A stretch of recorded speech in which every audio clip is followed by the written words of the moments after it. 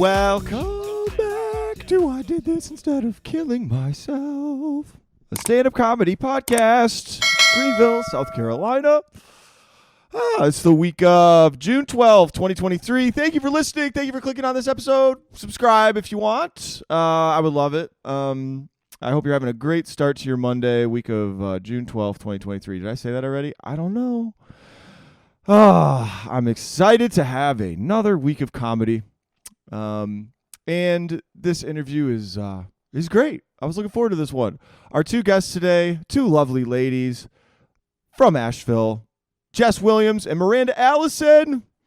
This interview was really fun because we got to record on location at Miranda's home, which is a little bit north of Asheville, in this beautiful, we recorded outdoors under this tree, kind of in the mountains, and you overlook this this kind of valley, and it was the most peaceful place to record an interview, and it was lovely company as well. Jess and Miranda are fantastic. Jess is from New York / Philly. Miranda's from Hendersonville. They're now very close friends. They both moved around a lot, but recently discovered each other and stand-up comedy. Been doing comedy for the last year in Asheville. I met them at the Asheville Music Hall, which is a great mic you can find every Wednesday downtown Asheville at 8 o'clock.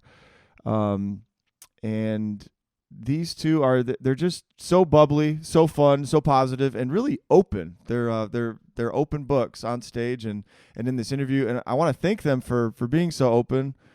I don't know. I do this sometimes, like pretty early in the interview. I asked them about their relationship statuses, and that's really personal. I probably shouldn't have asked that, but we got into it, and they were very open about, that's kind of one of the first topics. Relationships. What's so hard about them? Relationship phases. How do you go from phase 1 to phase 2 in a relationship? From the infatuation phase where everything's fine and it's just you're kind of lovey-dovey to phase 2. Do you really love me? Talked about donating plasma. Talked about what's appropriate to talk about on stage when it comes to things in relationships.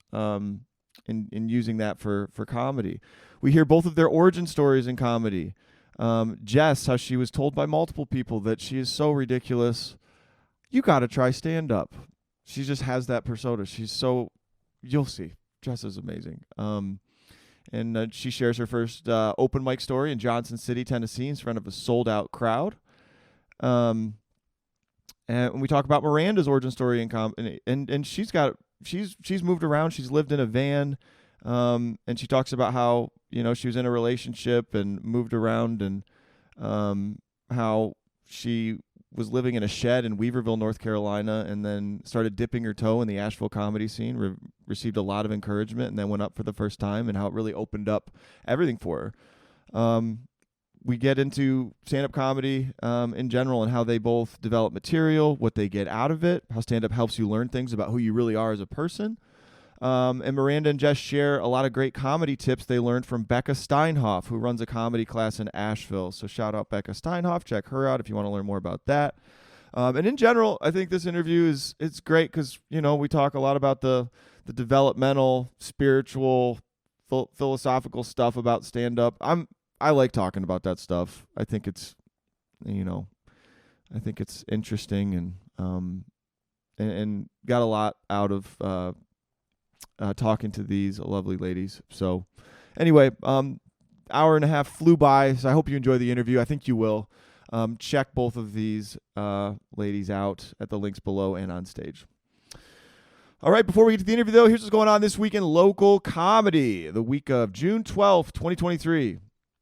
All right, tonight we have Coffee Underground, downtown Greenville. That's a 7 o'clock show, No Expectations Comedy, hosted by Travis Thubbin and Craig Holcomb. 7 o'clock, comics sign up at 6.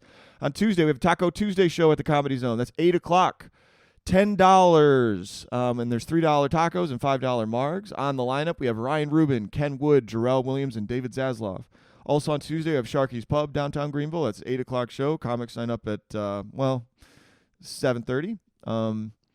host Callie Pasfumi and Amelia Nelson. Also on Tuesday, we have the Art Bar in Columbia, hosted by Patrick Fowler. That's an 8:30 show. Also on Tuesday, we have the Odd in Asheville at 9 o'clock, hosted by James Harrod. On Wednesday, we have Comedy at the Lounge by Ben Jennings. This is a 7:30 show, and it's no cover. And this is a great lineup for no cover. Tucker Lawson, Zlata Cass, Travis Thubman, and a mystery headliner. And I know the mystery headliner is hilarious, so check that out. Also on Wednesday, we have the Radio Room open mic at 8 o'clock or 8:30, hosted by Adam Schulte. Also on Wednesday, we have Tom Emmons presents Swamp Rabbit Comedy open mic at the VFW Post 9273 in Piedmont. That's a 7:30 show. Also on Wednesday, we have the Disclaimer open mic in Asheville at 8 o'clock, hosted by Carrie Goff. On Thursday, No Jokes Out Loud at the Comedy Zone, but we have Jen Kober. She's got one show at 7 o'clock. On Friday, we have All Jokes Aside at Abiba's Mediterranean Restaurant, hosted by Dante Anderson. That's a 9 o'clock show. And this weekend at the Comedy Zone, we have Kevin Farley, the brother of the late, great Chris Farley, will be in town. He's got 2 shows on Friday, June 16th at 7 and 9, and 2 shows on Saturday at 6 and 9. Tickets available at greenvillecomedyzone.com. All right, that's it for local comedy. Thanks so much again for listening. Hope you guys have a fantastic week, and I hope you enjoy my interview with Jess and Miranda. Here it is. Well, it's funny because I've been like donating plasma, so then I have all these fucking holes in my veins. Welcome back to the show. You've been donating plasma? I've been donating plasma, so yeah, I look like I'm like shooting up. Just sorry, trigger warning, I guess, but just I like what she said about donating plasma because she got. What did you get? You got like a maybe $100, and then you bought like dinner and like a yerba mate. Yeah, and I was like, what am I doing? I'm selling my blood to like get more caffeine and nutrients for my body. Like, is that what as much the as fuck? you wanted? Do you think it was a fair amount? No, I think it should be $200 minimum. Least. And then, well, the thing is, it's gross because like it comes out and it's like your full blood. And then they separate the platelets from the white blood cells. And then they put the white blood cells back in your body with like a saline solution that's ice cold. Okay. It's ice cold as it enters your body. It's hot pink. It's hot pink. And then the plasma itself is like yellow. So it looks like a bottle of pee. And then she was like holding it. She's like, ooh, it's warm. And I was like, bleh, bleh. Like, why are you fucking talking to me like that? I don't even know what plasma is exactly. What do they use it for? Making babies? It's like the platelets. Stem cells? It's not stem cells? No, it's what is plasma? Isn't it like they're like platelets. You're like your blood platelets. give it to cancer patients? I don't know. People need it. Yeah. People need it. People Apparently need not that, me. 'cause you Apparently only they pay need it more than I $100. do. Or they, So. Did you have to meet a certain criteria to donate plasma? Yeah, you can't have poisoned blood. So Right. fucking. Thank I God was I like, had I mono. don't know. I haven't had a blood That's test in a great. long time. Yeah. So please let me know. I've never donated anything. Sperm could be something. Yeah. Yeah. Can girls donate eggs? Can Well, we women? freeze Yeah, our and we eggs. get way more money than Yeah. you do. Yeah. Yeah. You yeah. can get like There's more 50. Yeah. It's almost Supply and time demand. to like freeze my eggs, I think. I'm getting to Yeah? the age where it's like, just go ahead and take out Ooh, a couple. this is an interesting conversation. Okay, ship it. Yeah. Let's do this. So freezing eggs. So are you guys in relationships right now? You guys are you guys are new friends with me, so We I have, don't know all your. we have people in our lives. But we don't talk about We it, don't David. talk about what the dynamic is. Okay. Yes, but we have men that we're seeing and figuring it out. It's really funny because Jess and I, a lot of the times we find ourselves playing like angel and devil to people in conversations. You experienced that the other day. Yes. Yeah. When? Yes. The New York thing. Yeah, We'll talk yeah, about exactly, that later. exactly. So it's funny Sorry about because that. in the different relationships that we're in now, I'm it's like the opposite. It's so ironically opposite. Like her, this is going on. This is everyone can hear this. This is public Yes, information. this is- yeah. Her Drop some her news. guy wants to like tighten things down, and then I'm trying to like get a little label for security, and then she's like, no, and then my guy's like,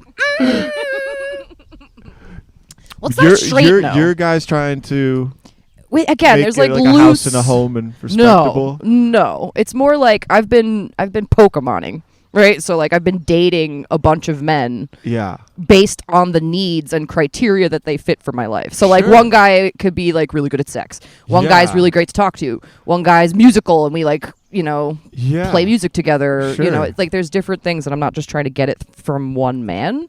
Right. And plus, I've also been in monogamous relationships my entire life. I loved how you just went, Yeah. however, and plus. However, plus. However, plus, in addition to, Right. furthermore. Yeah. But so yeah, I've been in monogamous relationships, so I'm like fucking scared to like get into something. But he was like at the point, to your point, like, yeah, this is public. I love doing this. I love telling my intimate details to but he was strangers. like, he was like, I don't want, he's like, I'm at the point where you being with other men, he's like, you can make whatever decision you want, but like, I might just have to like take a step back if like that's what you want to continue doing. You feel a little jealous. A little bit. Yeah. And I was like, I want my freedom, but I also like being with another girl makes you want to sit on the You said knife. you've been in monogamous relationships most of your life, and then were those relationships characterized by maybe they didn't check all the boxes? Oh my God, they were abusive fuck faces. Abusive fuck Yeah. faces. We have that in common. Yeah. We have that in common. Yes, Yeah. it's been a nightmare. So now you're in a better place, but you're not sure about jumping into something again because you're like, no, because like as soon as something, I was actually just talking about this last night. As soon as something reaches like phase 2, like phase 1 is like sex and talking Fucking, and having a fucking great and time. yeah, Everything like, is and exactly. awesome. Phase 1. And then phase 2, you start to get small again, and you're like, do you Because like the me? intimacy and vulnerability steps in. You're like, Yeah. oh, we're not just And then fucking the trauma now. comes Now in. we are like blocking eyes when we're Yeah. having sex, and And we're do you like, like my whole person, everything, not just Yeah. my body and Yeah. my Yeah, you're like, which Charisma I and realized, yeah, jokes. I realized that I was doing that. I was like showing him a portion of myself that was playful, jovial, light, Yeah. cheerful, right? But then I was also like keeping away like I don't know. I like screamed in my car with Jess. We were like having a conversation, and I was like being really frustrated. And he like walks up, and his face is in the window, and I'm like, you weren't supposed to see that part. oh yeah, you're like, text me back. yeah. Fuck. But so I'm literally like creating a relationship shadow. Do you know what shadows are? Yeah. So I'm You talked creating about a that. relationship shadow, and then I'm like, oh, I'm not giving him the opportunity to love me fully because I'm not showing him who I am fully. But that's You're not- the intimacy part of phase 2. Right. Yeah. Yes, and phase 2 is hard to navigate. And so then now all of my trauma from the previous relationships, it's like, I'm like, when do you turn into an asshole? When do you yell at me? Yeah. When are we going to start yelling Yeah. at When each do you other? start limiting Sure. like the affection and I attention had you're this giving whole me? breakdown. Uh-huh. Like, okay, so we're at the point now where it's like, whose house are you staying at tonight, right? The And familiarity. he bought this like thing of fruit from Ingles, Uh-huh. and I was at his house, and then whatever, I was going to take all the snacks that we had, bring them to my house, and he was going to come after work, whatever. And then like early in the morning the next day, he's like, did you eat all the fruit? Huh? And I was like, yeah, like, I'm sorry. And he's like, oh, it's okay. I just really wanted some fruit. And then I was like, oh my God. And then I got hit with this pang of guilt. Because you thought he was Yeah. going to Blow like a attack you lid. for that. That or like where my brain went, and like it was so funny. I like started pacing around at like 6 in the morning. I was like, see, it starts with fruit, man. It starts with fucking fruit, and then it's going into the Yeah. resentment bank. And now Yeah. 4 months from now, we're gonna be fucking screaming at each other. You're gonna hate me. You're not gonna call me beautiful anymore. And then like it's just gonna deteriorate. Like that's like my fear. It's like Sure. this is gonna be fun for now, and then it's gonna go to shit. Do you feel like it whittles down each time something happens and then he's not a jerk?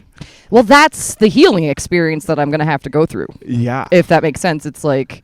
Because people inevitably are building resentment no matter what it is. Mhm. But like, so having relationships that had that dynamic in it, that's like a trauma. It's relational trauma, right? Mhm. So the only way to heal relational trauma is within the context of a relationship. So I'm going to need to go through these things with a man. Like I could say like, oh no, I want to be single for another 3 years. Next time I like meet somebody, I'm going to have the same thing going on. Yeah. Like it's Yeah. just because it's not something you could do with like self-work. You can work work through on it, but like work Yeah. through the ideas and the mental space. But then when it comes to the practice, that's when it Yeah. actually is like, oh, I forgot this part about myself, that as soon as I feel unsafe, I create a bunch of plans in my head about how I'm going to regain my power or whatever the Yeah. fuck. Like, I forgot 'Cause that then I you did put the that. walls back up to be back in control of the situation, Yeah. sort of. Yeah, because I've got a lot of protective programs that I'm like coming reacquainted with Yeah. now, and I'm like, oh, because when I'm single, I think like I'm beautiful and I'm fun and I'm happy, but then when I'm with someone, I'm like, I'm not beautiful, like I'm not fun and I'm not happy, and I don't know Sure. what that is. Yeah. So freezing our eggs. Freezing our eggs. Let's freeze these eggs. See, now you're caught up. Yeah. No, that makes a lot of sense. I was I feel similarly about relationship because I haven't been in like a serious long-term one since before COVID, and like it was like a watershed thing of starting comedy, quitting alcohol, and like falling in love with comedy. But it was more of like learning about who I am through doing it and having so much fun. And now I feel like I'm in a much better place. But when it comes to now, I feel like I know what they're rejecting if they did. Yeah. And I'm like, oh fuck, like that's now the real you're me aware now. of like Yeah, and right. being that what's vulnerable to rejectable someone. about you. It's like not only are you aware of it, but you're using it for material. And I'm using. That's the hardest I'm trying part, to not talk about dude. that. I'm trying to not talk about.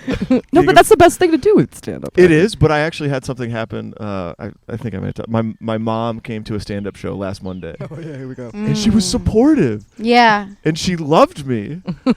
And I didn't think she would. She loved me, but Yeah. that was like a weight lifted, and it made me feel a lot better about myself. Believe it or not. Yeah, I don't know if just it's gonna got. wear off. It's only a week old, so I don't know if this is gonna like. Oh yeah, you know no, what I mean? that's the thing is like I'm like, okay, remember that time is a factor, and remember that like I can't cram everything in to a short period of time because I'm afraid of time running out with this person. Like if they decide to take a step back, I'm gonna be like, but we didn't get to go to that restaurant I really like, Yeah. whatever the fuck that is, or I didn't get to show you this part of myself that would win you over. Because I gotta lock it down.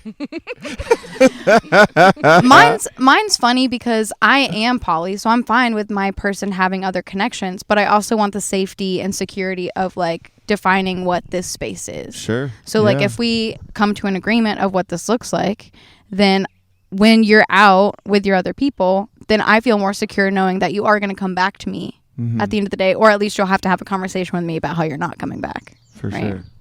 How has comedy affected your situationships? I went to like a comedy workshop with Becca Steinhoff, and she said, if you wouldn't say the joke, if the person is in the room, never say the joke. Because I literally had this embarrassing story, and I was like, to my person, I was like, I can't tell you, but I'll definitely say it on the mic in the next 2 weeks. He's like, okay, so you won't tell me, but you tell a room full of strangers. I'm like, yeah, absolutely. Isn't that a weird impulse? Like, because there's like an anonymity to a room full of people. right. Yeah. But I've had that before. I don't know. I've had to like second guess myself where there's somebody that I wanted to say something about, but it was still an ongoing thing. And I actually had the thought, I was like, wow, that's like empathy. I don't think. Yeah. Like, Is this fuck, empathy that I'm feeling? Yeah.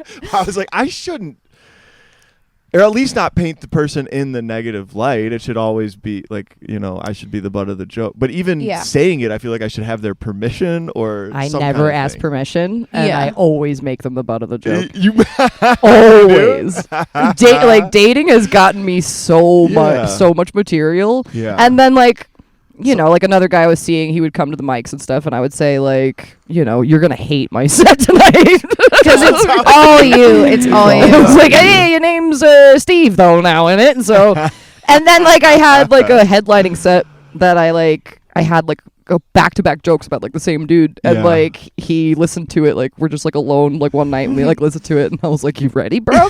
I was like, you're in there, you made the cut, and so then most of the people were good sports about it. I'm like, because in my mind, I'm like, this is the deal, like this is like my life, and I get to tell it. Sure. Like, feel free to go up and talk about fucking me. You won't be funny though. You won't be and funny. Everyone will hate you. Everyone will hate you because everybody loves me. Well, in that space of like being the butt of the joke, that's why like self-deprecation works so well in comedy. And it was explained to me like this, because when say I'm telling a joke, I have a joke about my parents being preppers. So they're doomsday preppers. They have rice beans, but they can't run a mile. Yeah. So I'm like, what are you fucking prepping for? I got feedback on it, and it's like, if I'm putting myself in the superior position above my parents, the audience is putting themselves in an inferior position because they're siding with my parents in this thing. So what I have to do is make myself the butt of the joke so that I can get the whole room in on it. Ooh, right. This is interesting because like I have a joke called Hitler in bed, and it's funny because it was like about him, but like how I preface the joke is how bad I am at intimacy. And like basically like the setup is like we're in bed and it's getting really sensual and I somehow managed to bring up fucking Hitler. There's more to it, but like I guess I'm seeing that point now and I think I just naturally might do that. Yeah. Just by way of being an insecure person in my head. But like so now now that I'm thinking about all the people that I've used for material, I've had like some sort of step back between it. Besides like the guy who asked me who wanted to put it in my butt, and he was like, once it gets past your prostate, you'll be fine. You're like, the world needs to know about this. The world needs to know about this. This is educational material.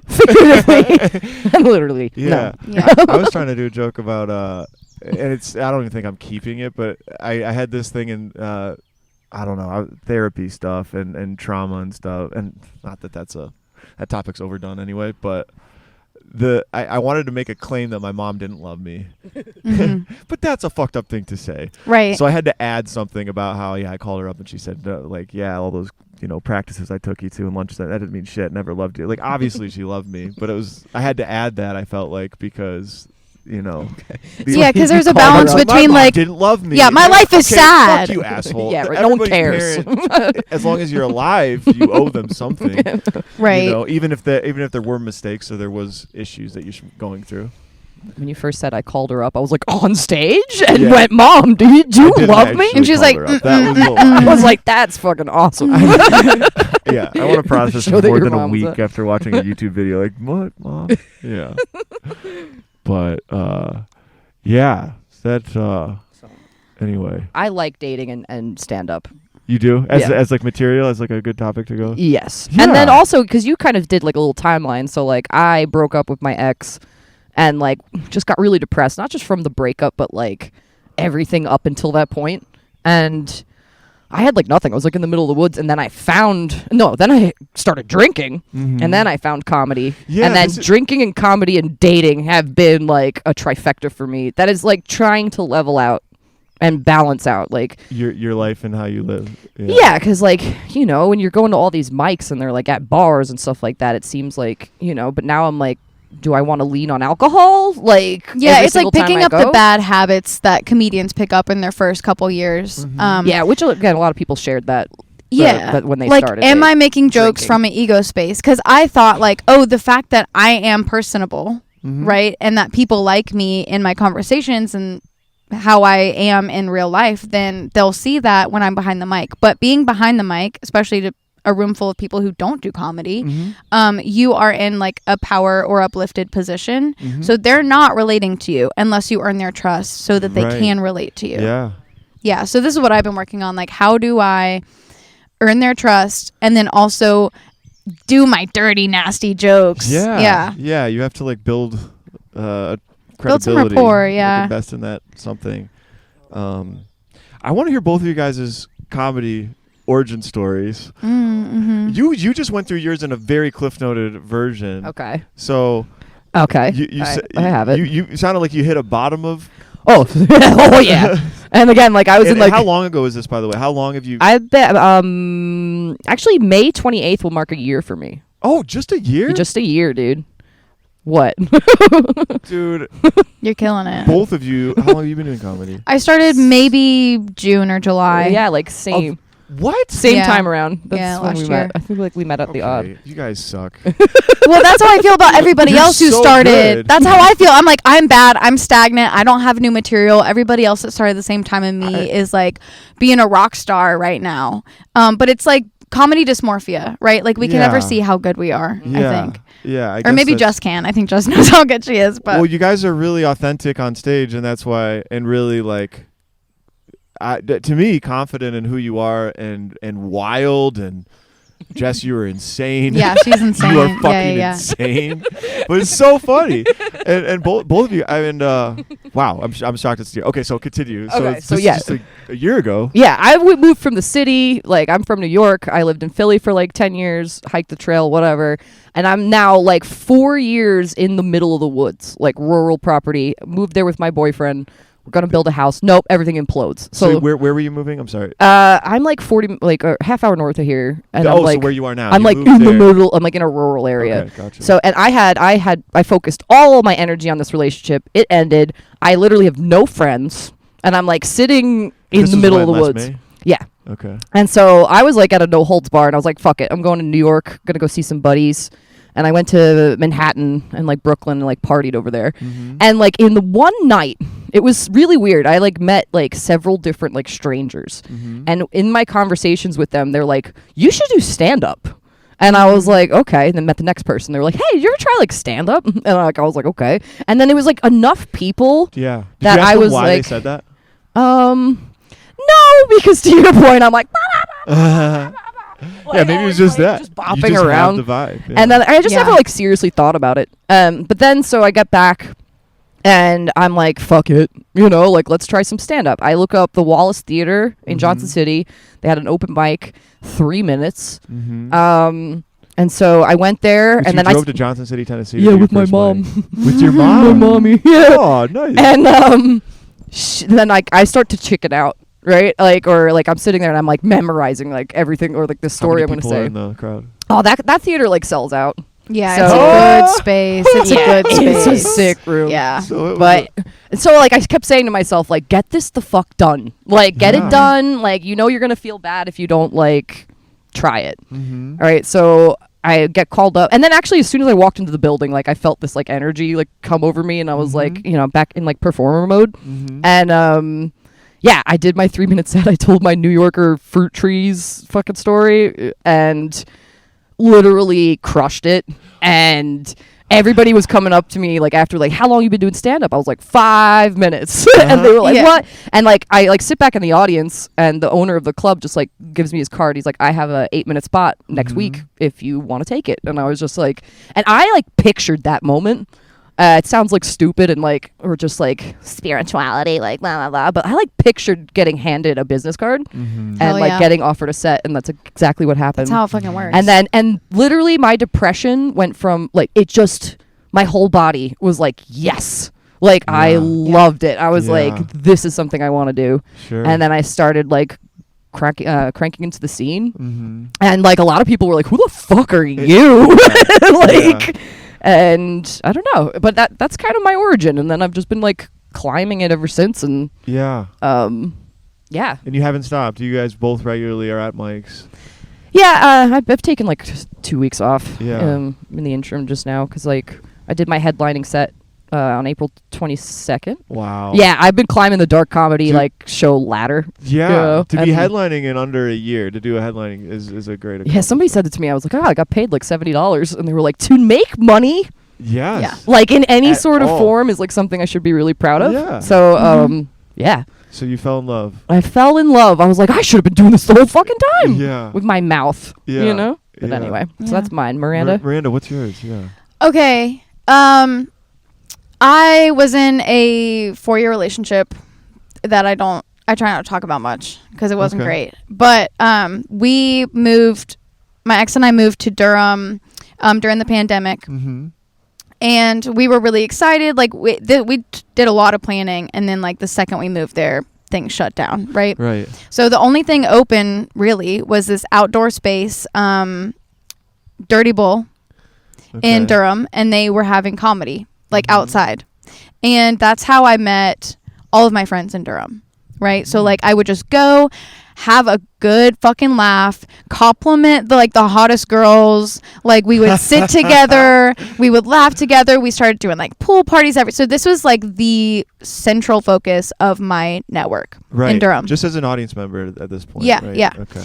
And because I was going every week, people were like, oh, were you going to go up? And I'm like, no, definitely not. That's not me. Mm-hmm. So we broke up. I'm in Asheville. I'm alone. I'm living in a shed on a what farm. prompted the move to Asheville? Just the breakup and... Well, we had lived in a van, and on the way back from Michigan to North Carolina, because my brother was having a wedding. Are you from Michigan? No, I'm from Hendersonville. Hendersonville, okay. Yeah. Gotcha. So our van broke down. Our engine crapped out. And then our relationship also crapped out. Yeah. Because being like an early joke. yeah, I stopped saying it because I didn't want to like keep giving it life, but it really was funny because I'm like, oh, once you invest so much in a relationship and you're comfortable even if it isn't healthy, you have this pile of things that's like reasons not to break up. Right? You're like, well, I am traveling with you in a van and we're going cross country and like if I break up with you, what do I do? Like have suitcases on the side of the road? Like it's a sunk cost or So it all kind of worked out in the best way, and so I started coming to comedy just to like get back in the social scene because I was completely alone. Like I said, I was living in a shed on a farm in Weaverville doing my rehabilitation, so I really was taking my time to feel all my emotions, to process all like the brokenness of that timeline ending. And so there was a reason that I kept going to comedy besides it just being fun. There was somebody that I liked a lot that I just like had a big crush on and needed to see. Was this at the Durham shows or this was... This is in Asheville. In Asheville. Right. So which mics did you start to attend here? You did the same kind of thing, showing up at the mics and so there was a Monday night mic at like 5 Walnut Wine Bar, which was great, and then the Odd, and then I never went to that one. Yeah, but it was a really nice, and everyone was so supportive. I fell in love with all the comedians because I got to like see. Could you say who the guy was? No, You will never no. say. I know. I know who it is. But that's when I made really good friends with Marlene and Katie and Christian, just like people in the scene. And the more I saw them, the more I got to know their personalities, and like everyone was so supportive of me supporting them, right? And then they're like, "Oh, you should try it," and I was like, "Nope, that's not me. Never gonna do that. Are you kidding me? I couldn't." Blah blah blah. And one day I just fucking tried it. And another one of the staples, Moira Gorey, told me, if you're gonna try comedy, don't try it once, try it 3 times in a row, and then make your decision. The first time I fucking disassociated. I don't know what happened. I don't know where I was. It was all a mess. And then, I kept doing it. And then maybe like the 3rd or 4th time I got a taste of that. My jokes are landing. This is a good reciprocal energy to get back. But when I started, all my jokes were about mayonnaise and tortilla chips and my van life and my ex and all that. So that's fun. It's fun. And here I am now, like almost a year later. My material has changed so much. And then I actually think I might want to keep doing it, as silly as that sounds. Right? Because like I'm like, why is that silly? Yeah, because I always think like, I want to quit comedy. Like every week I'm like, I should quit. You feel she does kind of say I'm not good. yeah. But then I'm like, maybe I'll keep doing this because it's kind of, I'm getting better. My and then when I'm in a place for too long, I kind of feel like claustrophobic because I'm like, I've built a reputation here. People aren't giving me the space to grow and change, which I need because I change constantly. I'm applying new information. I'm seeking new information. The cool thing about being behind the mic is it's my narrative. I get to express myself the way I want to. And then with my material changing so quickly, people are saying that I'm changing. So I don't have to give them the opportunity to give me an opportunity to grow. I'm taking that opportunity and I'm showing them that I am changing. I agree completely. Do you feel like you evolve with stand-up as you do it more? Yeah, and I think your point... I think it's like almost self-evident. Yeah, you can't. But your point, too, of it all being a reflection, because like now we all seem like we're like awake, we're conscious, we're looking at ourselves, we're being like, we're taking audits about what are the parts of me that need to be worked on. We're so much better than everyone. And and so like with comedy being a reflection of that, it's like when I bomb, how do I learn from that? Okay, if I do great, and then the jealousy steps in when other people are getting shows and you're like, oh, how do I manage jealousy as a person? And is this good for me? Am I staying invested in the scene, or am I like backing away because I'm not getting what I want? These bigger reflections that comedy offers us to like kind of work on the deeper aspects of our like person. Yeah, I feel like stand-up shows you who you really are, kind of. Like the audience members tell you who you are. by their expressions, by their vibe. Like if if you're not, Oh yeah. it's yeah. I always talk about Gary Shandling. Do you guys know about him? I don't think so. There's a great documentary. He passed away, but it's by Judd Apatow. It's Nice. called The Zen Diaries of Gary Shandling. Okay. And after he passed away, Judd Apatow got permission to, or I guess maybe his family gave permission to go through Gary Shandling's personal diary and like all of his journal entries from when he started comedy all the way through, and the process that he went through. He was extremely introspective, and at one point in LA, he got in a car accident. And he was writing for shows and kind of treating it as like a job. And then he got in this really severe car accident. And after he got in that car accident, he decided to devote his whole life to stand-up comedy instead of just writing and working in Hollywood. And his agent thought it was a terrible move because it's like, well, It's like a step down. yeah, well, you're, like, you're not getting guessing work like from that yet. Like, do you think you can make it as a stand-up? And he said, I don't know, but if I don't try, I'll never know who I really am. Ooh. Yeah, I was like, boom, mic drop, dude. I was like, Yeah. shit, that's how it feels. No, And I don't like mean to that. be pretentious thinking about like the process of what, you know. No, I like It's that. fucking jokes, I did a bit. So we were talking about like dating, right? Mhm. And bringing that on stage, right? Mm-hmm. Oh, again, one of those things where I was like, oh, you're going to hate my set tonight. So like, and I had this whole bit about jealousy, Mm-hmm. which was like a really big surprise to me that I reacted the way that I did to this guy, right? Yeah. But like, It's nice I to like feel jealous. wanted to put all of that like on the stage, like Mhm. every like crazy thought, because like it was hilarious too, Yeah. like the shit I was saying and like. Mhm. And honestly, there's a joke called Rape at the Gynecologist that I did for Dark Comedy Night. It's think one I of my remember this one. favorites. I don't know if anybody's ever heard that joke. Wait, I've have you done it at only music hall? performed it once. At music hall? No, at Dark Comedy Night. Never mind, I didn't hear it. Yeah, but Okay. it's from like a really painful experience. Yeah. You know, and then I was able to like kind of exalt it Mhm. and like it was like it's like a 4-minute joke, and it's just like such a good storytelling. And Yeah.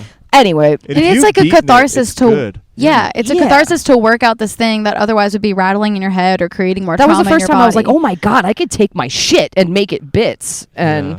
and then anyway, like, and that jealousy bit, like, that was at the music hall where I just like, and you said like I ad lib, like I wrote that Yeah. maybe 10 minutes before I went Uh-huh. on, and I got like drinks bought for me from like all these chicks because they were like, I was saying like what they wanted to say, Yeah. and so like Yeah. somebody asked me like, oh, so what do you like to do with your comedy? And I finally like had an answer because I've been asked that before, and I was like, I don't fucking know. And but it was to write or to like speak about the shit that people don't want to admit to, Yeah. Right. Yeah. or like basically leveraging those shadows to like what you said to like create sets. It's been fucking awesome. Well, I agree, honestly. and that's why I say I want to do comedy for a room full of women. Not that men aren't going to get the jokes or laugh at them, but I'm not doing it for them. I'm doing it for the collective experience of like, I had this joke that I was doing at the beginning of winter about like how my nipples aren't even, and I have to constantly yank one titty up so that they look even, and like the girls just like laughed in relief because they're like, Yeah. oh, this is a common experience Yeah, that we weird all titty don't too. talk about. Right, Yeah. exactly. So I have a good one. right, but the guys are just going to be like, Oh my God. I would laugh it's at not for you. I did have a guy come up to me after like that gynecologist joke, and he was like, that made all of the men in the room really uncomfortable. I was like, oh, sweet baby, were you violated? Like, Mhm. Did you like feel the- unsafe? I was like, the joke was, I mean, like everybody laughed at it. It was like, again, I listened to the playback and it was like one of my best jokes of the night. But like, you know, I was like, I wanted to like add that as a tag if I ever to do that again. It's like, oh, someone fucking said that they felt Yeah. violated from hearing the joke. For It's like, sure. Anyway, Are you guys fans Yeah. of Taylor Tomlinson? fuck yeah. Yeah, I love it. Okay. Yeah, she So kills. I'm embarrassed to say this, but I had not followed a lot of her stuff because I just, it wasn't the first thing I clicked on or whatever, and I knew she's like a rock star right now. But a couple weeks ago, I watched her latest special, and I watched the whole thing, and I was like, this is, well, it's great, number one, but number two, the thing that I realized was like, she's talking about a lot of the stuff we're talking about, like in terms of like, you know, bettering yourself or wrestling with what your childhood meant versus like what this is. And I was like, wow, like there's a mass audience for that. Oh yeah. And I that was surprising to me. I was like, I didn't know like how niche this is, or like how widely people are now really examining and trying to look at things differently. So I guess, I don't know.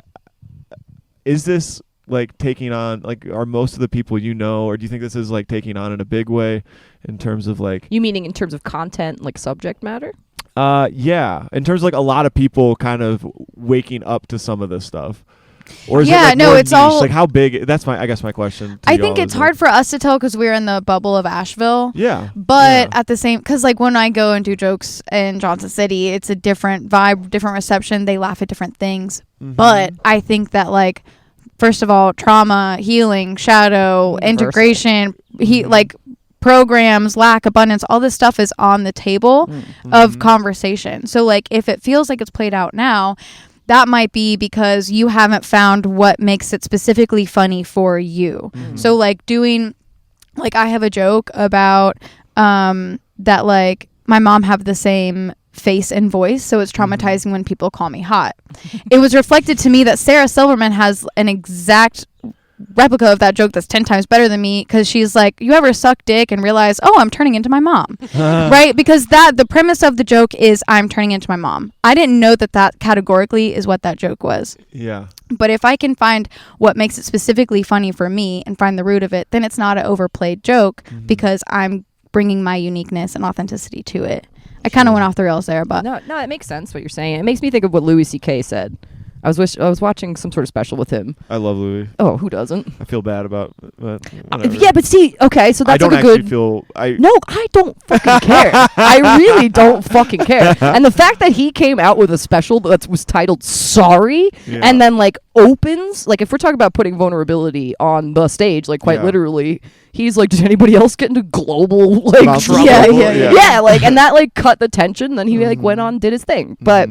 He was talking about, I think it was like something Carlin originally said, and it was like how you do like a set or a special. I know we, again, like we're Asheville minded, have all these like sets that we've crafted, but they would do like an hour and then throw it out.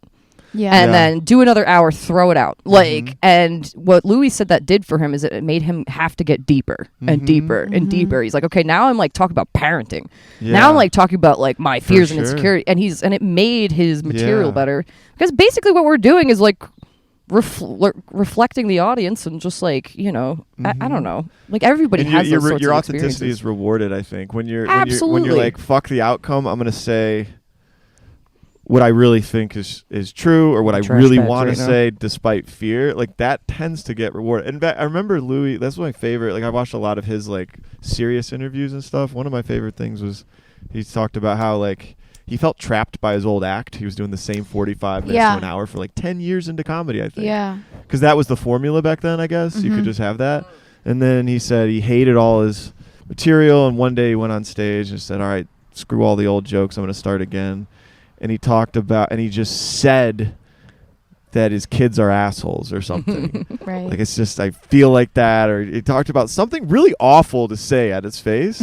But he said he felt the audience like oh, and he's like, oh, I'm somewhere new They're now. hooked. And then he kept saying more of what he really, and he said that I think that changed a lot for him. And I think after that he started, ditching old material, having less attachment to what this is security is giving him, and more about like creatively, I want to go somewhere different. That's crazy to me, because every time I like, okay, so you start comedy, you pick out the winners over time, and then you get like your type 5 or your type 10, right? And then you get super fucking tired of those jokes, and then you're like, oh, I need to write new jokes. Writing new jokes and saying new jokes after you have a type 5 is like starting comedy all over again. It's so vulnerable, it's so hard, but it does make you get deeper. Dude, and that's what I like. That's why I started ad-libbing, or just like whatever you want to call it, like off the cuff, because that set or the show that I was offered, like after my first open mic, I memorized all 8 minutes. How did the second show go?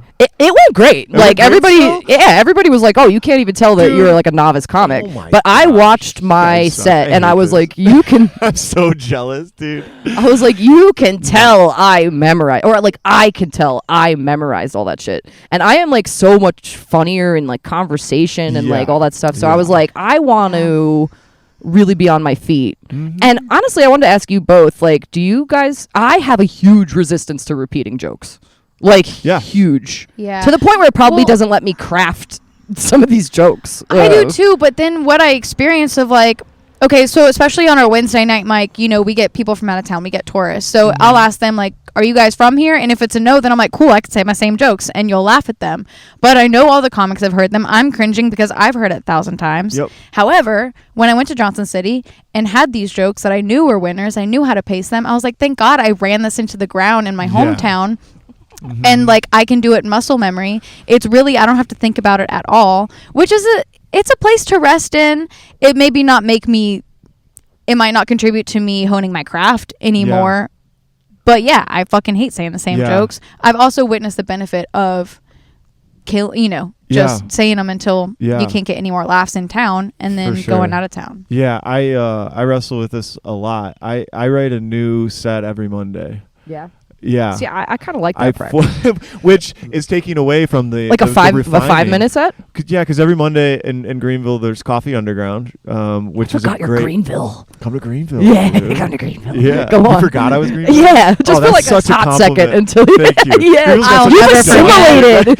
You've assimilated. Yeah, you're one of the dog shit South Carolina comedians. We get it. We get it. Yeah. James and Cody always fucking. Oh yeah, it's because of them that I can't forget. Yeah, but. well, it's because we're worse than, but it takes time. But yeah, every Monday Coffee Underground, it's I love that mic because there's we've been getting it to where there's regular audience. Have you guys ever been there? No. No. Yeah, okay. I gotta make it down to Greenville. Yeah, if you come down on Monday is the time to do it. But good to know.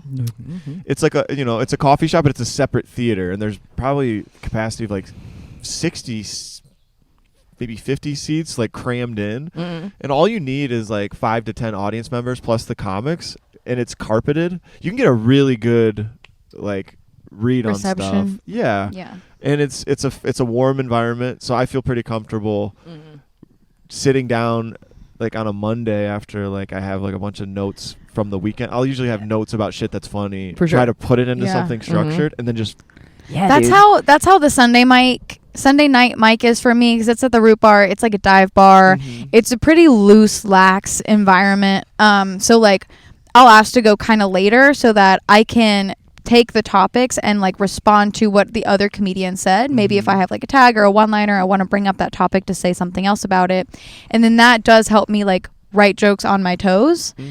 I want to know if you guys have this experience though, like if I write some new jokes and I deliver them with the energy of it being a fresh new joke that first night, say I do that on a Monday or Tuesday, if I do that same set the next night or another night that week, it's flat and it's terrible. And I'm like, oh, well, these jokes only worked in that room and they need to go in the trash. Yeah. Or it's like you were excited and like getting it out. You need to bottle that emotion and bring it out every time you do it. That's a big ask sometimes. Especially if you're doing it every night or even 3 nights a week because I'm not in an actor space. I'm not getting up my energy like for that. Actor I'm like to do the set. So if I had a shitty day, that's the energy I'm bringing to the mic. I don't have a space where I'm like doing jumping jacks in the green room or something to like hype myself up. I actually had this recently where it's just so fun. After my mom saw me do comedy, I really was like, can I honestly go up there and talk about how insecure I am and mean it? I was like, I don't know. Like, yeah, there's still some of that truth, but I told myself I'm parking all of this shit to the side and I'm going to do observational jokes for a while. Right. Because I have less of a problem doing observational jokes because those are great. I'm like jealous of Seinfeld because all of his shit's observational. He doesn't have to be... Yeah. He doesn't have to summon a feeling. I mean, kind of, but like... It's still like but you're a performer aspect. Yeah, like okay, so having jokes about the grocery store or whatever, like Cody talks about this. He's like, sometimes you just need a joke about pizza. Yeah, exactly. Right, and it's like you do number one to earn that rapport at the top of your set. You need to have something that other people can just relate to without having to know exactly who you are and how you operate in your life, so they can get behind your insecurity jokes or my sex jokes or my crude fucking. God, I don't have dark jokes. I have gross jokes. Like, they are gross. And people are like, ugh. Of dark comedy. Great. She's like, I feel like I confuse dark and disgusting. Yeah. Yeah. Oops. I was like, you're good. There's tons of dark shit in there. Yeah, dude. I don't know. It was a relief. I don't ever categorize my shit like that. Like, yeah. I don't know if that's like more useful or if I like want to keep it loose with like because like I'll have like a mixture of like, to your point about like having comedy notes, right? Of like personal shit and then like topical or observational shit. And then Wednesday's my mic, because I need a crowd. I like need a crowd. But and then I'll go in and like, and I'll pick like a topic. Or like I was like one day I was like my dysfunction, right? Like, okay, let's put that as a topic. But I was able to put like something topical about like my car, or I don't know. I don't even know if I'm using the words correctly. Yeah, I think there's a difference. And then find like a cadence of like what could fit into that bucket, and then like pick like my like notes. And then create a fucking set out of like thin air. I think there's a difference between topics and categories, which I'm learning now, because I'm like, oh, well, the topic of these jokes is my cats or my parents or dating and sex or the fucking dentist, right? These are topics. They're not really categories. I think the category is this self-deprecating? Is this a pizza joke? Is this about my dysfunction in total? Because that gives you more freedom of where you can go with it. Because if I'm separating it through topics, I'm actually trying to like link all these topics so that it's easy for people to follow. Right. But I'm muddying it. Yeah. I'm just giving people like a box of clutter, even though I think it's like streamed together. Right. And they're like, oh, so you're going from like lighthearted to gross to vulnerable again to topical, like you're talking about cats and then you're talking about fucking and then you're talking about the dentist and then you're talking about your parents being fat. Like what is your joke structure? Like, if they're laughing, I don't think it matters. But in that, to be devil's advocate to that, it's like they might get more laughs if you're following somebody's they're like super invested and they're going wherever you want. Yeah, someone's linear, like the basic I agree. audience member has like a linear style. She referred to that as like if I were designing a 5-minute movie. Like, and that's actually a kind of a cool way to conceptualize it. For sure. Yeah, I just got a shit ton of feedback yesterday about my comedy, so I'm like actively trying. Yeah, I hate feedback. No, it was really good because like so Becca Steinhoff started this class, Comedy 101, where she sets people up, and by the end of the class, where can people find out about that? Probably Instagram. Yeah. Follow Becca Steinhoff. Yeah, maybe I'll give you for the podcast notes. You can put it in. I'll link it. But feedback about your comedy. Yeah. So she has a class. At the end of the class, she sets you up to have a type 5, right? But I've already been doing it, so we just did a one-on-one, which was great. I definitely recommend having she's been in comedy for 16 or 18 years at this point. Wow. So she has a meta-analysis. She's not saying this joke word structure is wrong or bad, or it could be better this way. She's giving me philosophy of the jokes, especially being superior, inferior. That's something she gave me that I'm really going to work with. I have a problem being my conversational self behind the mic because it's like a vulnerability. Sure. So if I'm less myself or more myself, then if people don't like what I performed, they don't not like me, they don't like the performance. Sure. But she was talking about how that actually feeds into having a terrible habit in comedy, because even if the set goes well and you're not yourself, you don't feel proud of it. Because you're I'm pandering. I'm playing to the audience. I'm giving them the power rather than doing what I'm proud of. And then she talked about protection. How do you create a shield? Because if I'm going in, I'm sorry, I'm dropping a lot of names that we know, but Hillary Begley has a lot of energy, right? If I expel as much energy as she has and it lays flat and doesn't get reciprocated, I've lost twice. Because I lost this big ball of energy, and then I'm also not getting what a good set provides back. Does that make sense? So I would rather be authentic and it bomb, but it's hard to be that vulnerable self behind the mic, even if I'm talking about shit that's not necessarily vulnerable. I'm vulnerable. Yeah. I almost think it's impossible to bomb if you're truly authentic. You might not get laughs. Yeah. Which is technically bombing. But I think even when you're authentic, you can kind of see you can feel their attention. You know what I mean? And maybe this is that shrinking thing that we're talking about, phase 2 of relationships. Phase 2 of comedy is I'm not being fully myself, and I don't want to be vulnerable, but then I'm not proud of the work that I'm doing. Maybe I lost my train of thought, but I'm excited. Does phase 2 mean you meet someone? Phase 2 means all you Phase time 2 to of comedy unpack your means bullshit. Yeah, it means you've met them. You went through the honeymoon phase, like the honeymoon phase of comedy, which is like, oh, people are excited that I'm trying. And then they're like tired that you're trying the same fucking material. And they're like, you don't have that same sparkle, that same newness. Yeah. I don't know. It's kind of hard. I'm like over here like thinking my own stuff. Like I feel so safe on stage. Like, I think I even said in a set once, I was, like, listening to the playback, and I was like, I could fall asleep in front of you. Like... Well, I do until... until I meet someone at the dentist, and she's like, oh, I saw your set, and I'm like, what do you know about me? Like, what have I said? What is your perception of me? Fuck. Yeah, see, like, I don't know. Like, I just actually recently had that happen. Like, oh, I checked out all your reels, and I was like, right on. I was like... I'm like, no, why did you do that? Yeah, I was like, right on, man. That's great. Ship it. Was there ever a place where you were like, oh, I don't want you to see it? No, man. Okay. I mean, my daddy. Like my split personality threesome joke. Yeah. I don't think he wants to hear about that. Yeah. Because that's a true story. Yeah, my brother said that after he heard my like ratatouille sex joke, like he couldn't get it out of his head, and now he just like thinks about it all the time. And I'm like, yeah, exactly. I'm like, well, this is what I didn't want. So yeah, like other than that, actually, like that one set that we were talking about, that first like 8 minutes, this chick live streamed it on Instagram. And I didn't know that she did that, and so I was just like scrolling through Instagram, and I was like, "Oh my god, it's me!"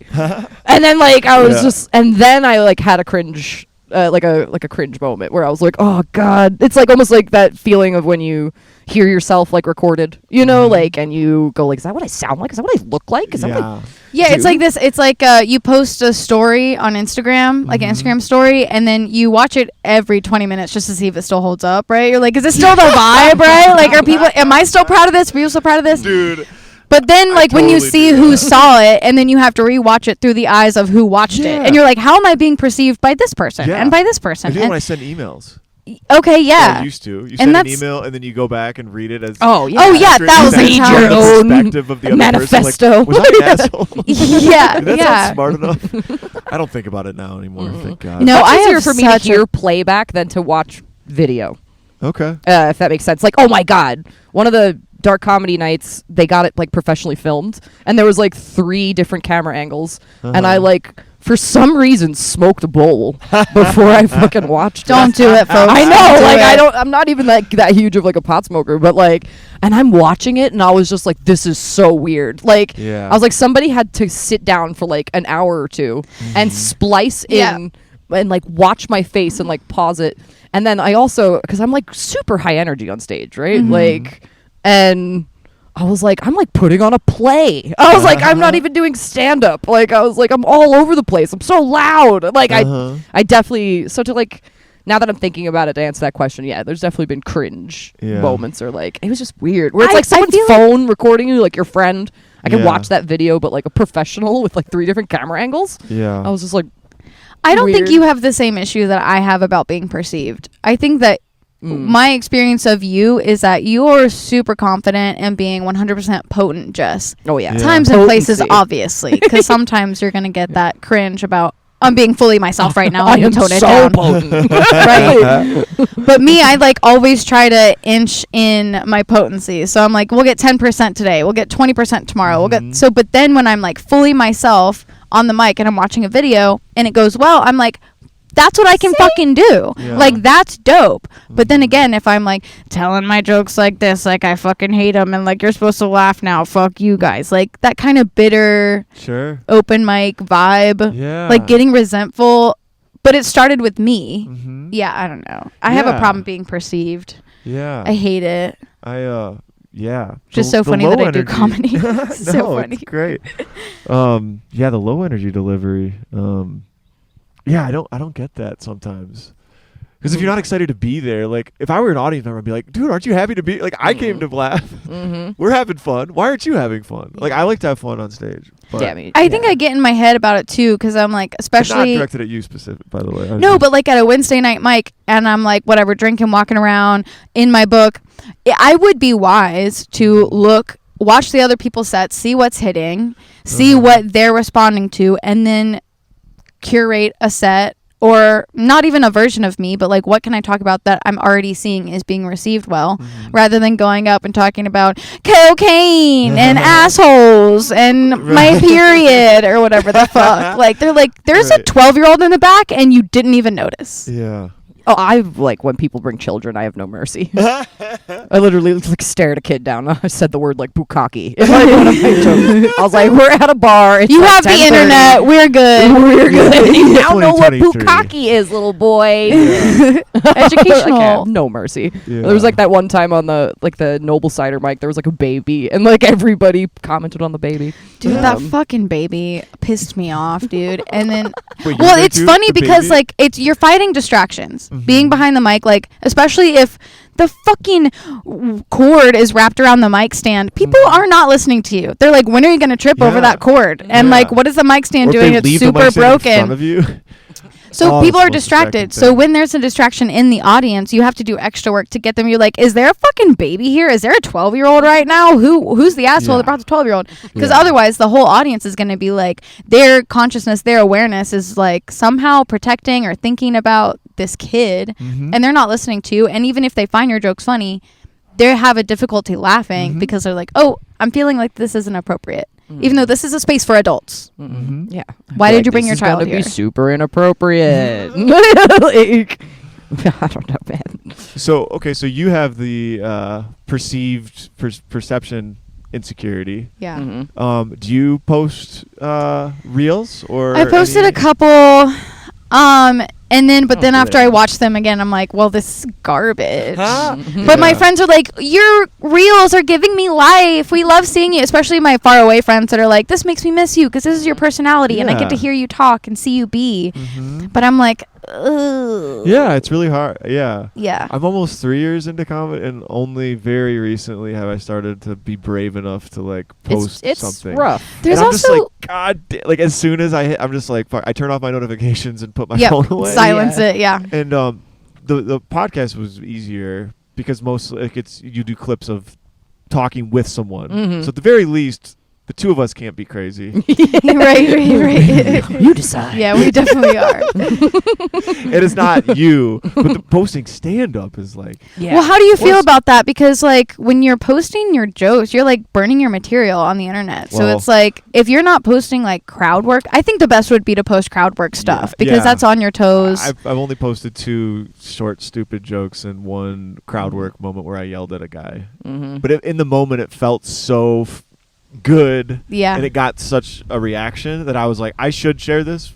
And I posted that night. I was like, fuck it, I'm doing it right now before I psych myself out and don't post something. Right. And I Yeah, was you do have glad to I like did. not And think of it. It was received well, but That's the thing about like knowing what your jokes are, knowing your story, knowing your life, knowing like you're in your first person perspective, right? So like I posted a reel where it was a Tuesday night, my goodness, and no one was there. It was only comics and like maybe 2 of some girls I know in town, and I like called one of them a bitch because I was like, that was the vibe, that was the energy. When I posted it, my mom was like, we don't know that you know that person, and it seems like you're just calling people like out. Yeah. And I was like, oh yeah, that makes sense because I'm not the email thing.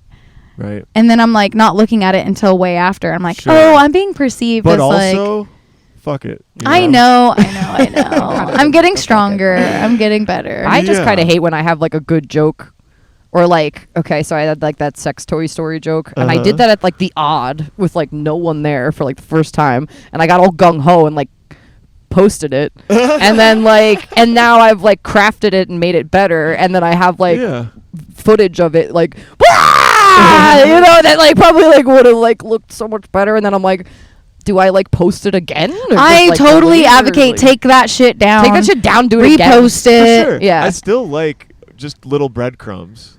What, And, yeah. like, what on a social breadcrumb. media, you Oh, know what I okay. mean? Like not Like not a Not 5-minute reel, overexposing, but like a yeah. 30-second reel. yeah, not over just enough to be, oh, that's really that makes me curious about, you know, that was I also want to create like more content that's just not stand up. yeah. You know what I mean? Like I Do a love that you're doing podcast. this. I mean, that would be awesome. Yeah. Well, I so don't know, you have that's to give me like the steps on how you like maybe It's started so much this work. because it's Oh, so yeah, much work. ew. Work Yeah, for me. ugh. I'm just nerdy like that with video editing and having a schedule of here. This I is the hate day that. I edit, and It's the same thing. No, it's awesome. I would put It's out a 3 new episodes person. and never fucking do it again. Yeah, which is kind of what I did with That's my what I YouTube realized. channel. Like, Like 3 videos done forever. Yeah. Yeah, my type A dysfunction from when I was a kid, I was so bad at that. But I knew that like I can stick to something. Yeah. So I was like, and I still cringe every Monday when I have to put one up. I'm like, fuck it. Right. Is About everything this I said person. trash? Like, It might be, but just Yeah. keep saying stuff. No, and yeah, maybe keep in- talking. In 10 years, you know. And that's the only Well, way it'll that you're touch going to figure somebody. out the kinks of the process. Yeah. Right? Like, Yeah. it's just by doing it. to this point of like, I can't be the only, if like, I can't, we both can't be crazy, right? Yeah. That's the yeah. Yeah, so like Jess and I have a really good back and forth. Like we find a lot of bits just in conversation with each other because our energy flows. Mhm. And so like we started a mic and haven't got to do it as much as we'd like, but like co-hosting a mic So fucking Oh, fun. yeah. is killer. So much Because fun. like it's not, so the thing about an open mic is if the person before you bombs and the host doesn't do any work to like level out Mhm. that energy again, then the next person has to play catch up. They have to like Right. dig out of this grave of like, Right. and they might not get laughs even if their set was hilarious because Mhm. they're having to earn trust again. Mhm. What we did was fucking amazing. The energy was high the whole time. People were captivated. They were leaning in. Yeah. They were watching, and then So can you guys walk me through the structure of the co-hosted mic? Is it like bumping mics with Jeff Ross and what's his name, or where you guys are on stage together, riffing? Yeah, most of the So- time. And like I think I do suck at this and I want to like get better, but like it makes you like listen to all the comic Yep. sets, Yeah. you know, so like so Yeah. that you could have something to Mhm. take, you know. yeah, For sure. topical And me and her, clear. to her point, we've had just so much experience with each other and through our friendship that it was such a nice cadence. Mhm. I don't think we overstepped on each other. I We think knew exactly like, when to dive in and pull out and like all this when stuff. to like stop riffing and introduce the next person, you know, Mhm. like, and it was just the funny thing is that she had, or we had one mic that didn't work that she just held. Yeah, it was And a then like I prop. even made like a comment about it. I was like, oh my god, am I bogarting? I was like, give me the fucking working mic, bitch. Like, you're louder than me. What the fuck? Dude, I was like, But so like the structure of it was, I think we started off together, doing like the housekeeping of like pay for your drinks here, tip Mhm. there, sign ups here, light up 4 minutes, and then we did a little bit, and then she did a 5. Mhm. And then we came up together to introduce the next person, and then after every comic we did like a minute maybe yeah, of just like talking about what they talked about, cleansing the air, showing our personalities a little bit, and Making then fun you of took people. a pause for like to just it's not comedy at that point. It's just an interview essentially. we weren't with that person, so like that person would go back to their seat or Oh, go but back you to would the talk back. about- okay. Yeah. yeah, and we Yeah. would just, you know, introduce the next person Yeah. together while also just doing like a little, basically ragging on the comic that just went, or like taking whatever content they Yeah. talked about and Or applying you it to know, like, ourselves. I and, like, remember, I feel like, oh my god, I forget who it was, but they brought up like heaven, and I was like, "Hey, Miranda, like, what's your heaven's like?" And Oh, she's like, yeah, "Oh, a lot of baby cows." yeah. But like, you know, just that kind Yeah. of shit, or like somebody bringing And up then, something sorry, like, but- "Oh, you remember when that happened with you?" Like, we'll even like bring up like personal Sure. shit that happened. Yeah, with I just want to us. say that Jess's version of heaven is fucking hilarious Jess- because I was Jess- like this one. Yeah, this I Jess. was like, yeah, I don't know why I didn't say Remember like an EDM festival or something for heaven, but Uh-huh. I was like, there's probably like baby cows and like free food or whatever. I was like, Jess, what about you? She's like, yeah, I think it's like this, but like every day you have to do your taxes. I was like, what the fuck? Is that heaven? I feel like I'm describing purgatory. Actually. Yeah, but I'm Or I like, said oh, something where it's like, "Oh, well, the Chinese food is just a little bit worse." yeah, it's in like you are very pessimistic. Why would it be worse? I don't know where my mind was You going. just won't let your life become perfect. Yeah, let's do that. Let's do that. Why won't you let your life become Sorry, that's perfect, really, Jess? yeah. Now we're ever. I won't allow it. Me neither. I'm projecting. Hey, we did this instead of killing ourselves. Right. Yeah, yeah. Exactly. Yeah, I don't remember saying that at all. Well, I mean, I do, but then like it just popped up now. But Yeah. like, yeah. What is your real versions of heaven? Actually, do either of you believe in God? I always ask this. I have such like so many convoluted abstract fucking aliens, dinosaurs, like the Kabbalah monster. Kabbalah monster. Kabbalah monster. I'm like, I don't believe in flat Earth, but I believe in hollow Earth, and then I believe like there is 7 layers to this shit, and then I think that we're all God, and unity consciousness. Yeah, It's I mean, fucked. I don't even want to go and answer that question, but I'm gonna go with something like, or I did this exercise once, and it blew my fucking mind. And somebody said, like, okay, so write down your relationship to God, the universe, whatever, the Kabbalah monster, whatever you want to call it. And so I wrote down stuff like, it's all loving, or, it's all loving. It sometimes fucks me over. Like, good and bad, right? You want to have, like, a mix, like a really actual, like, truthful version of God, or your relationship to God. Then after you're done with the list, it's like, okay, now go up to God and cross it out and write mom and dad. And I was just like, fuck. It was crazy. It was like an exact 1-to-1. So it's like we project our ideas of God based on like fucking childhood, like everything else. Yeah. Yeah, that was a big problem for me because like I was indoctrinated with Christianity. And so like the basic tenets of what I believed about myself and people is that we're inherently bad and we can never be perfect, and we're always like in debt to this bigger thing. And my parents tried really hard to be godly and love us unconditionally, but that's impossible for human beings to do. So then I had all this tied up, and I was like, if you're, I don't know. It felt conditional still. Absolutely. It's because I was born bad. Like, exactly. Yeah. That's the big tough one for me with Christianity is you have guilt built in. Yeah. No, It's it like starts the first, day one. It's the first thing they tell you. Yeah, exactly. You're a sinner. That's like the one criteria that's your identity. Sinner. Number one. Repent, bitch. Yeah. So I've done like a lot of I mean, take accountability, Become some slack. own your shit, but I've done a lot of like you're in reclaiming. debt to that. That's it. Implicitly. Yeah. Even though they say you're not. But it's Like, how conflicting could you- information. Yeah. It's If you're really rational, hard like, yeah. for a kid For a to kid kind of take especially. this in, because as children we have our own ideas or feelings about how things work, and like then when your parent, like your all-powerful parent who knows everything and you look up to them is and like basically you God came at that from point. them, absolutely, tells you, no, the actually judge. you're bad, and you have to fight your desires, and you have to like trash your moral compass and pick up this other moral compass. Yeah, so I've done a lot of reclaiming in my like adult space, trying to say like, okay, it's all real, but what empowers me the most? Like, and how do I live a most authentic, free life?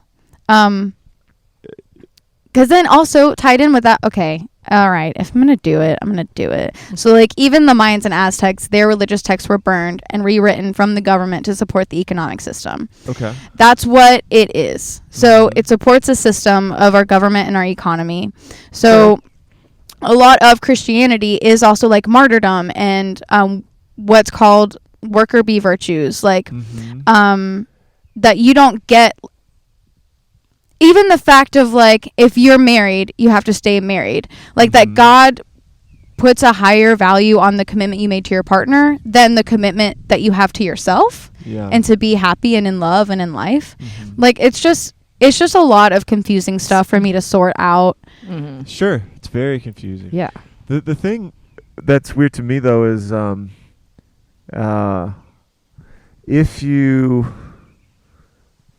really try and be honest with yourself and try to be true to who you are, eventually you'll probably end up in a similar place as like the end result of a Christian life. Right.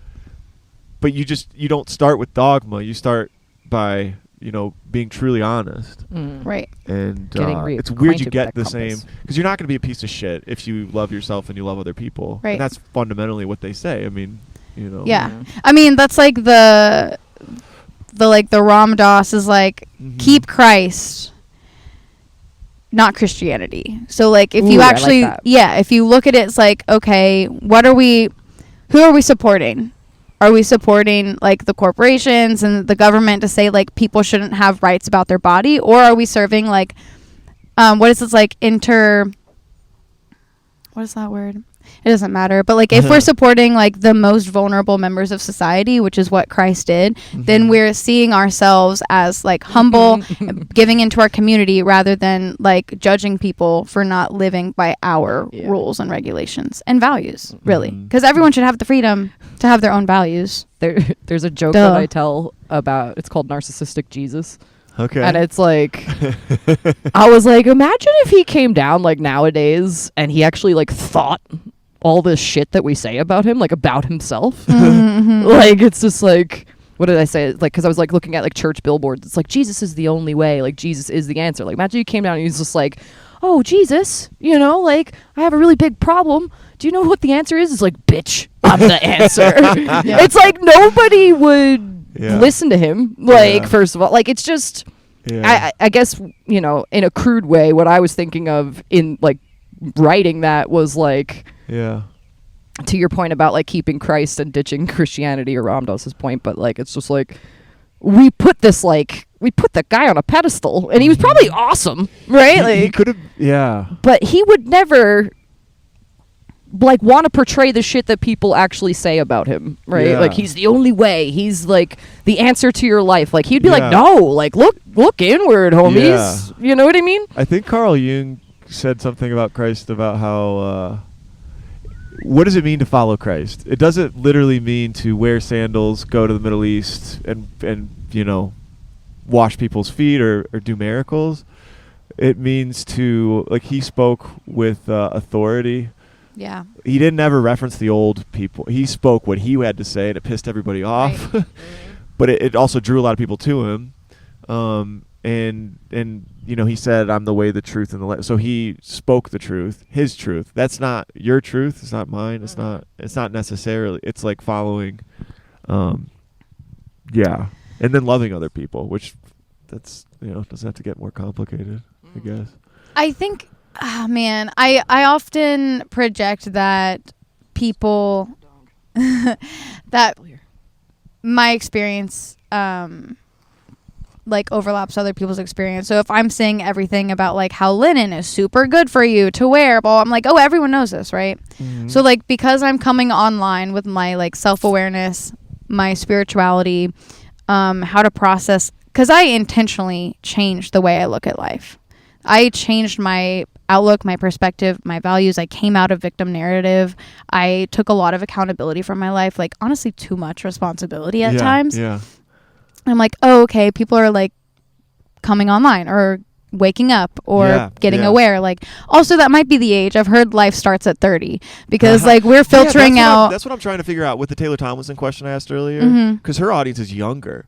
So I'm wondering how much this coming on online thing, like how broad is it? You know what I mean? It's pretty broad. I mean, it's like everybody in the collective. I'm in my early 30s too. Like, well, and I think that like the 20s, 30s, 40s, just by way of what the earth is doing. But I wonder if people in their 40s and 50s roll their eyes at conversations. Oh, like okay, this, I get like, you. Oh, they, you know, commies, communists. You don't talk about that stuff. Like we just know that shit. You know what I mean? Like, right. Well, I think that number one, like you can't give this awareness to people. They have to come to it on their own journey, right? And something has to happen, whether that's a trauma, like a health issue, whatever it is. They have to go through this place where they like literally their heart breaks open and expands, and they have access to more compassion, empathy, like, and they can see things from a higher perspective. So, but then also the people that resonate with us like show up for us. So like I wasn't having these conversations 4 years ago. I'm 28 now, so 24. Okay, I wasn't having these conversations 6 years ago. Might have been having them 4 years ago. But the quality of people and the amount of people that reflect my own beliefs and values have increased in numbers so much because I've devoted myself to this way of thinking. And that way if someone hears it and they're like, that bitch is crazy, well they move the fuck on. And then someone who sees the world really similarly to me but also gives me the tension to expand the own, like, because there is spiritual bypassing, there's also creating limiting beliefs in the values you've adopted. So like a lot of the times Jess will be like, I see that, I hear that, I challenge you to look at it from this perspective. And because I'm good with Jess and feedback, I'm like, oh, yeah, okay, thank you. I haven't seen it from that perspective, and maybe I'll give it a shot. Yeah. No, for sure. That's a great point about, I don't know, having these types of conversations, but also, like, making friends. Like, before, like, in my early mid-20s, I moved, and I was, like, a new person in a new city in Charlotte and also Atlanta. I just wanted to make friends. I was like, how do I make friends? Like, I just need somebody to hang out with. And it was hard. But since, like, starting comedy and like having a really rough year when I started, I was just like, fuck it, I'm gonna just do this because it feels right. The friends just show up, and they're the people that are the right kinds of people, and it's bizarre, and for it has the moment, multiplied. Yeah, and it was effortless, really, and they weren't necessarily like before. I thought in these really stupid terms, like, I don't know, like I want to hang out with this crowd because they're like I'm in sales and I want to hang out with these people that are of this certain kind of social level, or like I cared about that stuff. Yeah. Now, I don't know. Can I ask you a question? Yeah, sure. How much time did you spend alone? A lot. Can you? So we gave. my 20s? I'm sure you've already talked about this on your podcast, but like we gave you a little bit of our taste, but like. So before you're like, oh, I need to make friends, I need to hang out with people. How much time? Was it one stint? You spent like a year by yourself, or like you found yourself alone through time? A ton of time. So when I moved to Charlotte, I had a job where I worked from home and I didn't know anyone. And I wasn't even getting out in the field to cover stuff. I would make friends by going to kickball leagues and stuff like that. But during the day, there were hours and hours of just spending time alone, and then hours at night, and it was really, really hard.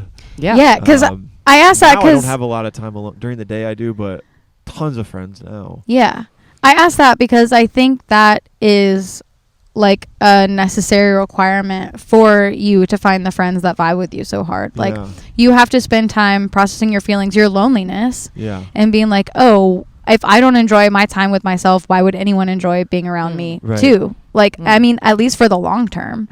Yeah, for the long, and like again, like it's like a challenge, right? But like, and which I do agree that you have to have a healthy amount. It's like I always said it, like I don't want to be alone, but I want to be able to be alone. Is like a better shift, because also I spent so much time alone when I would talk about that, like, you know, that period of my life before stand-up, like, and it was excruciating, right? Yeah. And like I did have to like go down that like rabbit hole of myself to figure things out. But then I also had this feeling of like, or this thought that you're not supposed to know yourself in a void. Like, okay, so how do you know you like or don't like the color purple? You have to see the color purple in order to reflect like, okay, I'm liking that or I'm not liking that. Yeah. So I contribute that same kind of theology onto meeting people or having connections. It's like you need to have some sort of feedback in order to know yourself. Yeah. You know, you have to make like certain decisions. Like, okay, like I'm gonna lie or tell the truth to this person. Okay, do I feel safe or unsafe with this person? But that's what I think. And you volley and ping pong like back and forth and get so much more information by way of being with people. And then also just on a biological level, like baked into your nervous system, you need people. We're I a agree. relationally dependent species. And so if somebody craves a lot of alone time, which I do sometimes, it's no judgment.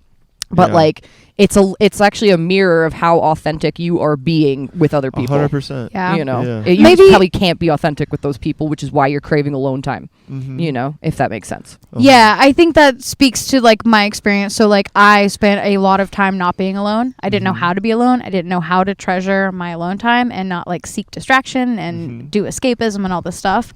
But then that alone time, me feeling all my feelings in real time, supporting myself, giving space for myself, then I was like, oh, I'm not going to be false to these people that I'm meeting, because why would I waste my fucking time doing that? And also I'm not going to hang out with people that I don't vibe with seriously, because I could just be alone and I vibe with myself so hard. Yeah. Gosh, 100% of the time. Yeah, if I could go back and look at like how I viewed how I spent my time, or what I would say to try and feel like I mattered to that group that I didn't even give a shit. Yeah. Right. Yeah. And I'm still, it's earning favor that it doesn't mean anything. It's meaningless to me truly now. Yeah. Which is I'm so happy that it is. Yeah, good. You know? What a relief, right? And it's the ironic part is I'm still at the same, because a lot of this was I moved for my job, and I love, you know, the people I get to work with now. The job itself, but I'm in those same meetings now. I go to the same, offsite meetings. We fly to the same things. And to see that I don't have to like peacock in any kind of way anymore. Mm-hmm. And at first I was like, I kind of feel like I should. I feel like because they know I do stand up. They know I haven't cut my hair in a fucking year. Like they're like, what's going on? But I'm just like myself, and it's fine, and it's resonated more. I think. Yeah, I mean, maybe it's they all think I'm empowering. in it, I don't know, but it seems to be going Yeah. to not have an attachment to that. Holy crap! This is what I was fucking saying about phase 2 in comedy, dude, and it just fits in because it's like you're shrinking yourself, and people don't want a shrunken version of you. If like, I mean, I don't think they do. Even if they don't like you for who you are, if you're a shrunken version of yourself and you're picking up their personality traits and reflecting it, that's not an authentic, healthy, energizing dynamic. So like when you're shrinking yourself, people are inevitably not going to like it because they're like, where is the rest of you? I know you have it. Can I see it, please? And so that's like what it is with phase 2 in relationships. I'm like, oh, I'm shrinking myself. Or phase 2 with comedy. I'm like, oh, I'm shrinking myself. Yeah, And people aren't going to resonate with that. for sure. Because I don't think that we can trick people anymore. I think like people have discretion and discernment. They can see beyond like if someone lies to me, I can feel it in my body. Not all the time, but a lot of the time. And I'm like, oh, you're either lying to yourself or you're lying to me. Right? Wow. Yeah. I can feel myself doing that in relationships too. Oh, Yeah. fuck yeah. Not lying, but definitely where I'm like, okay, not gonna go past that line. You know what I mean? And see, Right. that's what I'm saying. It's like now you have more information Measuring of yourself yourself. about yourself That I by way wanna of being in that withhold. relationship. You're like, oh, okay, so now I'm not going past the line. Yeah. How do So you get past that line, dude? and that's up for you to discern, right? What is the line? What are you afraid of? What are the consequences? Which consequences would you like to choose? Because everything in life has consequences, right? You Yeah. could not go past that line and suffer the consequences of a lack of intimacy with this person, or you could go past that line and potentially get rejected, have more intimate. It's like which consequences Yes. are you more comfortable with having in your life?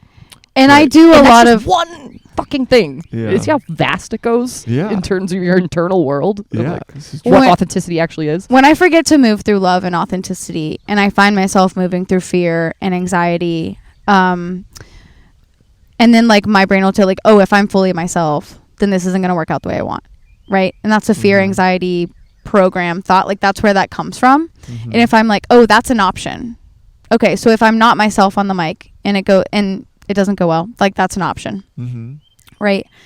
But then if we're doing the what if game, let's go to the other side. And like if I'm moving through love and authenticity, what's the positive what if? And then the actual outcome is somewhere in the middle. And do I trust in myself? Have I spent enough time proving to myself that I can get through this? Yes, maybe I don't want to give up comedy. Maybe I don't want to give up my friendship with Jess. But if that ends, if it ends, am I going to be okay? It's going to hurt. I'm going to process through it, but it's going to be okay. I might not have access to that thing anymore, but I'll have learned more about myself. And we talk about climbing the ladder of relationships, friendships, career, everything. Like The energetic ladder. So it's like I had somebody like spit in my face, and then the other guy didn't spit in my face. He just like called me names, right? And now I'm like, oh, but this guy, okay, he's not calling me names or spitting in my face, but he's like lying to me. Okay, so done with that one. And then like, so it's like this next one's gonna have like, since I'm working through all of those like layers, it's like I don't know. Started from the bottom. It was a little dark. So each you guys like a is like a progression. a set. It's like because I had to learn like a phase of it's not okay that a boy spits in your face, right? I go, oh, okay, Right. golly, leave that relationship, then have another dynamic. You know what I mean? That I now have to sort through. So it's like then you're increasingly becoming like a match to somebody who's at where you're at, and fingers crossed. taking the time How the fuck do you meet that to learn your person? lessons on your timeline so that you can meet like whoever it is, even if it's not the forever person, but if like you'll meet them where you're at, where they're at. I was talking to her about this, about like climbing the ladder, because we talk about like breakups, right? We're talking about like being comfortable in a relationship, not wanting to leave it, because there are pros, there are also cons. But if you don't take your foot off of that like rung in the ladder, you can't lift up to the next one. And I've taken this as like a really big like piece of advice for my own life. It's like, don't be so afraid to lose. Like, say no to the good so you can say yes to the great, right? Like, can I keep moving up this ladder even if I have to take a fucking breather? or even hop off for a little while. But Yeah, very fair. Fair. Damn. Well, I'm doing a lot of relationship healing. Oh my I God. really enjoyed this. I know, like This has been by the way, this is like the most peaceful, beautiful This is Did so we setting win most I beautiful know. spot? ever recorded. I love that. Well, Miranda, you live here. Jess, you live somewhere. Yeah. But like, this is. It's beautiful. Yeah, too. I live in an apartment, downtown in Greenville, and it's like, yeah, this is. Yeah, I just got out of an apartment, and this is my soul is thriving. I'm Yeah. so I happy. just feel nice here. This is Yeah, great. it feels so good. I could do this. Yeah, all well, day. come on back. We'll do it Yeah. again, and maybe we'll talk about funnier stuff. Yeah, I was No, gonna say, this is we have great. to be No, funny. I love all this stuff. And I Okay. think it'll be great for people. There's probably a few clips in there that are usable, right? Yeah. Oh, tons of stuff. Okay. Don't Tons of send stuff. me the link. Oh, you're gonna be tagged. All right, all posted, right. you're Links, famous, post. dude. I'm gonna be so This famous is from gonna the be the one podcast. that takes it from 100 views to like, Okay, This yeah, will yeah, blow I up. think so. I think so. Yeah. It's true. No. And we're good on time. Is there anything else you guys wanted to? You guys, Let me see what. I don't know. yeah. Okay. We've been going a good amount. Yeah. Yeah. We can. Do you have any we can final? close Do it. you have like a closing question that you ask anybody? No. I used to ask best piece of advice you've ever received and would like to share with someone. And there's tons of shit we've already talked about Yeah. in Yeah. terms of that. So Mine is about advice.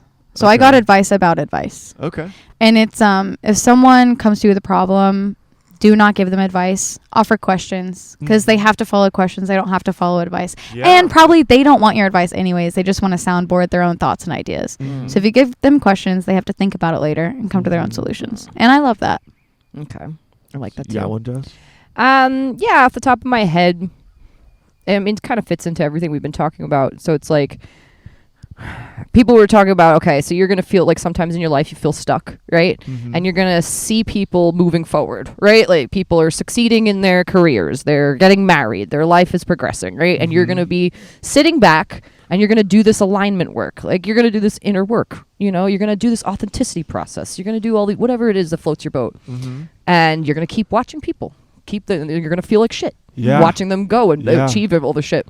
But what I liked about that was that they're like, once you find that alignment, the amount of power that you're going to have behind you is going Yeah. to leapfrog you over. You're going to like Yeah. zoom past Yeah. Yeah. all these people that you were watching Yeah. like progress. Like, so that's why I think doing this like kind of inner work or this authenticity work or whatever the fuck we're calling it Yeah. Yeah. is useful in the sense of like, it's just wait. You're like Yeah. in a fucking rocket Well, this is- launcher about to like take off or whatever Yeah. those circus fucking evil Knievel things. Yeah. This is what Becca was saying. She's like, put your head down, be anonymous, get good, become undeniable. Mm-hmm. So like, Woo! yeah, That's a good dude. one. Yeah, absolutely. Because I can look around and see everyone doing their stuff. I can try to take lessons from what other people are doing. But if I'm so concerned about everybody else's opportunity, timeline, and trajectory, Yeah. I'm not focusing on becoming undeniable. Because when I have all this work behind me and I'm a powerhouse of myself, of my craft, of my attention and awareness, then I'm going to be undeniable. Yeah. Fuck Absolutely. yeah, baby. That's fantastic. Love it. Yeah. Well, okay. So last thing, you guys want to shout out your social media? Oh, Jesus. Oh, yeah. This is kind of for me too, because I'll have Okay. to do the notes. So if you say All it now, of I'll my- be able to prep for all of my social media, which is like, this is a miracle.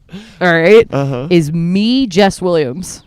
Like, M-E, Jess Williams. At me, Jess Williams. Thank God you have And- such an easily spellable name. Well, dude, there's like 40 million Yeah. Jess Williamses. And I like no clean. dots or underscores. No dots, no or underscores, no digits. numbers. Me, Jess Williams. Me, Jess Williams. All right, that's YouTube, that's fucking TikTok or whatever the fuck, Yeah, and yeah. that's Instagram and whatever the fuck else there is. Yeah. Okay. So it's Okay. easy. Awesome. And I get to Follow just say Jess. that to people. Follow me. Follow Yeah. Jess. She's Ish, great. Maybe. We were talking about, I don't want, yeah, never. My my Instagram is a mess because it's about my like art and my comedy.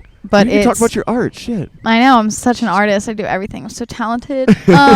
Me too. But it's at most ghostly _ Okay. not mostly ghostly, most ghostly _ Uh-huh. and then I just started TikTok and it's at jokes mostly. Okay. Okay, so follow me. We'll Yeah, see. We'll have a good absolutely. time. Check these ladies You out. can buy my They're stickers. fantastic.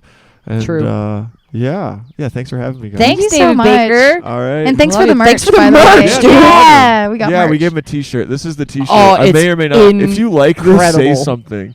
Say something now. This is It's like incredible. I never gave that many of them out, but Such a smart T-shirt. It's so simple, which is hard to do. I'm also a designer and an art director, so like, holy crap! Thank you. yeah, Yeah. really good concept. Awesome. Glad I have it. All right. word. Thank you so All right. much. Yeah. Shut me up. All right. Thanks for watching, guys. Okay, love you. Bye. Later. All I heard was the shoot toe tap. All I heard was the shoot toe tap. All I heard was the shoot toe tap. All I heard was the shoot toe tap. All I heard was the shoot toe tap. All I heard was the shoot toe tap. All I heard was the shoot toe tap.